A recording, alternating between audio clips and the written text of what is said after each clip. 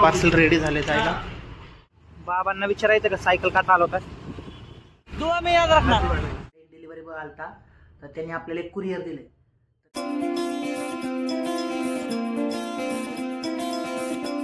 नमस्कार मित्रांनो, पुन्हा एकदा स्वागत आहे तुमचं माझ्या एका नवीन ब्लॉगमध्ये. आणि आज आहे 7 जानेवारी, तर आपल्या चॅलेंजचा तिसरा दिवस. तर मी आता चाललोय जिमला. बघा, आत्ता मी जिमच्या दारात आलोय आणि आतमध्ये खूप जोरात साऊंड सिस्टीम चालू असते, त्यामुळे आजचं फुटेज नाही काढलं.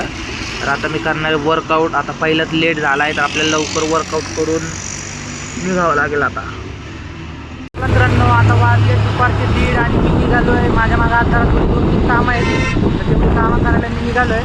तर सगळ्यात पहिलं आता कात्रजला आलो आहे मी, आणि कात्रजवरनं आपल्याला जायचं आहे बँकेत पण जायचं. बँकेत पण एक काम आहे. हे बघा, हा कात्रजचा ब्रिज.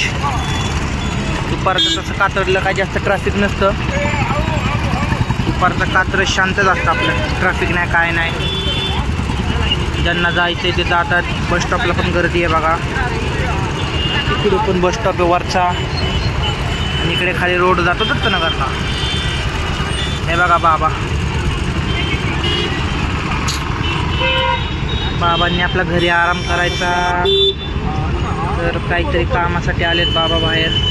हे बघा, असं बघून जरा वाईटच वाटतं.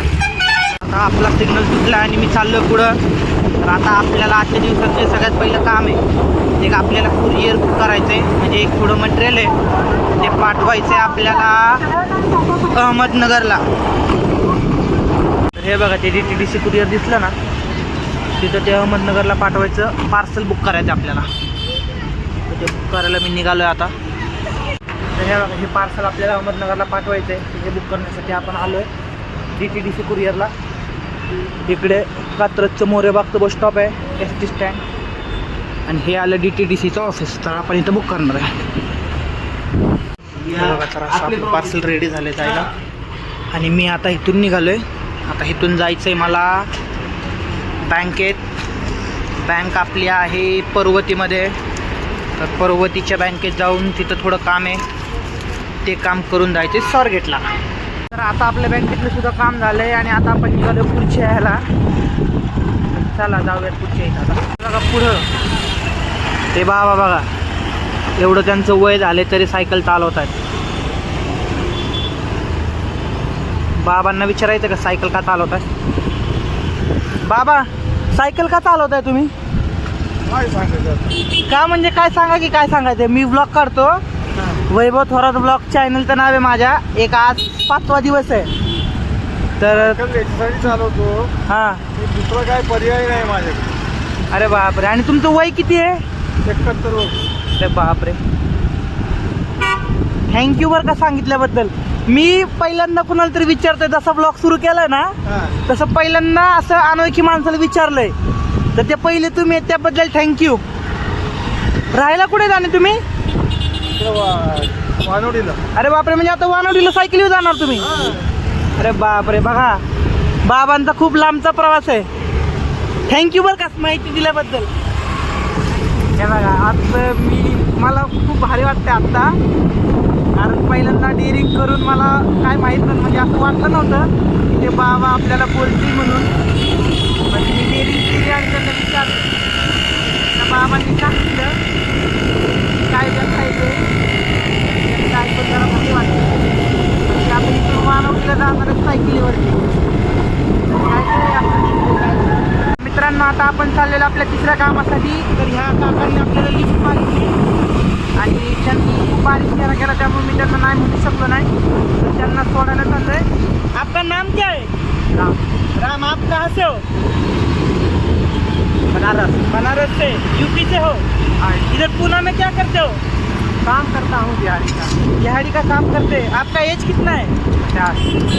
हे बघा, मला इथं जायचं होतं. ये देखो, इधर मेरा काम था, लेकिन आपको छोड़ने के लिए मैं स्वारगेट आऊँगा अब, और आपको छोड़ के वापस आऊँगा इधर. ठीक है, जाऊँगा. दुआ में याद रखना. थँक्यू.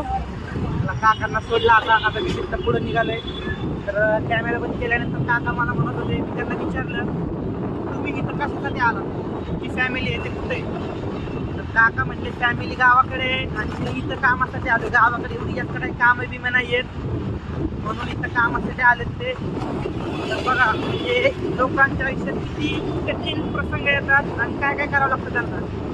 तर देवाने आपल्याला जर संधी दिली असेल की आपण आपल्या परिवारासोबतच राहून जर त्यांच्यासाठी काहीतरी करत असतो ना, तर ती गोष्ट सगळ्यात भारी. खरं तर माझं इथं काम होतं, ते चाचा आपल्याला भेटल्या त्याच्यामुळे त्यांना सोडायला मी पुढं गेलो. आता निर्मल टेरेस पौर्णिमा टावरना मी आलो आहे आणि इथे टेम्पो वगैरे लागलेत ना, तिथं आपलं थोडं पार्सल आलं आहे. तर ते पार्सल कलेक्ट करायला मी इथं आलो आहे. ते पार्सल काय आहे ते तुम्हाला सांगतो, थांबा. हे बघा हेच बहुतेक पार्सल आहे आपलं, यातच कुठंतरी असणार. ते बघा ते पार्सल आहे आपलं, तुम्हाला सांगतो मी हेच बहुतेक. हे बघा हे पार्सल आहे आपलं. हे नाही तर हे सरी म्हणजे आपलं मटेरियल घ्यायला. तर त्यांनी आपला व्लॉग लावला, आपल्या चॅनलला सबस्क्राईब पण केलं आहे, पण त्यांनी सांगितलं की मला व्लॉगमध्ये घेऊ नको. काय बघा तर या सरी म्हटलं आपण आपली बिल्टी घेतलेली आहे आणि आता चाललो आपण आपलं पार्सल कलेक्ट करायला. तर त्यांनी पण आपल्या चॅनलला सबस्क्राईब केलं आहे आणि ते म्हणलेत की तू रोज व्लॉग करत जा, आम्ही नक्की बघू. तर भारी वाटते असं, म्हणजे ओळखीचे आहेत ते माझ्या, पण भारी वाटलं ते असं म्हटल्यामुळं. बघूयात आता. हे जे आत्ता पार्सल घेतलं आहे मी, हे आपल्याला खरं तर लागणार आहे उद्या, पण ते काय आहे कशासाठी आलतो मी ते तुम्हाला उद्याच्या ब्लॉगमध्ये कळेल. तर उद्याचा ब्लॉग तो नक्की बघा. आता मी निघालो इथून. गाडी आता काय आहे, जरा साऊंडचा प्रॉब्लेम आहे, माझा आवाज कमी, बाहेरचा आवाज जास्त येतो, त्याच्यामुळे थोडं ॲडजस्ट करा. हळूहळू आपण सगळं बेटर करूया. घराजवळ आलो आहे, लेट ट्रॅफिक होतं त्याच्यामुळे मी काय आहे आणि गाड्यांमुळे आवाज पण आला असता, त्यामुळे मी काय ब्लॉग चालू केला नाही. आता घरी चाललो आहे मी. आता घरी जाऊन आपल्याला हे जे मटेरियल घेऊन चाललो आहे ते मटेरियल पॅक करायचे आणि उद्याची तयारी करायची. तर चला मित्रांनो, आता वाजले रात्रीचे 8:30 आणि आत्ता आपल्याकडे एक डिलिव्हरी बॉय आलता. तर त्यांनी आपल्याला एक कुरिअर दिले. तर ते कुरिअर आपल्या दिदीने पाठवलं आहे. तर बघूयात ह्या कुरिअरमध्ये काय आहे ते. तिने मला सुद्धा सांगितलं नाही. तर आपण सगळ्यात पहिले कुरिअर बघू आणि मग दीदीला कॉल करू की तिने काय पाठवलं आहे ते.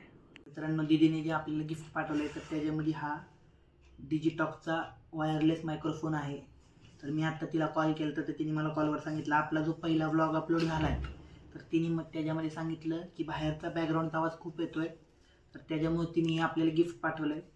तर हा माईक पण खूप सुंदर आहे बघा. ह्याला इथे सेफ्टी पिनसुद्धा आहे आणि माईकला चार्जर वगैरे पण सुद्धा. आता बघूयात कसा माईक आहे ते मलासुद्धा माहीत नाही, कारण फर्स्ट टाईम मी हा माईक यूज करणार आहे आता.